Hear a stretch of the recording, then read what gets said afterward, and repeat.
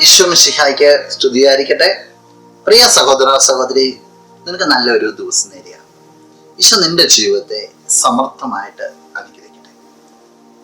എപ്പോഴും നവീകരിക്കപ്പെട്ട ഒരു ജീവിതമാണ് ഈശോ നമ്മളിൽ നിന്ന് പ്രതീക്ഷിക്കുക. നവീകരിക്കപ്പെട്ട ജീവിതം എന്ന് പറയുന്നത് സ്നേഹത്തിന്റെ, ക്ഷമയുടെ, വിട്ടുകൊടുക്കലിന്റെ, സാഹോദര്യത്തിന്റെ ഒക്കെ ജീവിതമാണ്.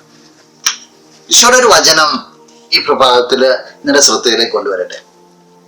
വിശുദ്ധ മത്തായി അറിയിച്ച സുവിശേഷം 5-ാം അധ്യായം 23-ഉം 24-ഉം തിരുവചനങ്ങൾ. നീ ബലിപീഠത്തിൽ കാഴ്ച അർപ്പിക്കുമ്പോൾ നിന്റെ സഹോദരന് നിന്നോട് എന്തെങ്കിലും വിരോധമുണ്ടെന്ന് അവിടെ വെച്ച് ഓർത്താൽ കാഴ്ചവസ്തു അവിടെ ബലിപീഠത്തിന് മുമ്പിൽ വെച്ചിട്ട് പോയി സഹോദരനോട് രമ്യതപ്പെടുക. പിന്നെ വന്ന് കാഴ്ച അർപ്പിക്കുക. നീ ബലി അർപ്പിക്കുവാനായിട്ട് ഇരിക്കുമ്പോൾ നിന്റെ സഹോദരൻ നിന്നോട് എന്തെങ്കിലും അനിഷ്ടമുണ്ടെന്ന് തോന്നിക്കഴിഞ്ഞാൽ പോയി രമ്യതപ്പെട്ടതിന് ശേഷം വന്ന് ബലി അർപ്പിക്കാന്ന് പറയാം. ബലി അർപ്പണത്തെക്കാളും പ്രാധാന്യം ഈശോ രമ്യതയ്ക്ക്, അനുരഞ്ജനത്തിന്, സ്നേഹത്തിന്, കാരുണ്യത്തിന് കൊടുക്കുക.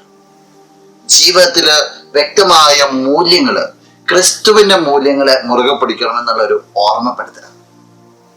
പ്രിയ സഹോദര സഹോദരി, അത് നിന്റെ മനസ്സിൽ നിലനിൽക്കട്ടെ. നമുക്ക് പ്രാർത്ഥിക്കാം.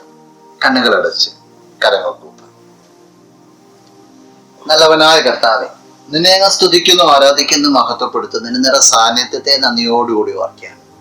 ഈശോയെ, എപ്പോഴും രമ്യതയുടെ ഒരു ജീവൻ നയിക്കുവാൻ, നീ കാണിച്ച സ്നേഹത്തിന്റെ, സാഹോദര്യത്തിന്റെ ജീവൻ നയിക്കുവാനായിട്ട് ഈ വ്യക്തിയെ നീ അനുഗ്രഹിക്കണമേ.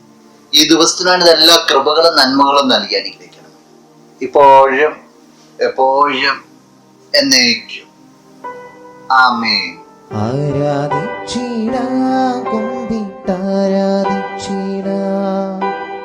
ആരാധിക്കുമ്പോൾ അപദാനം പാടിടാം.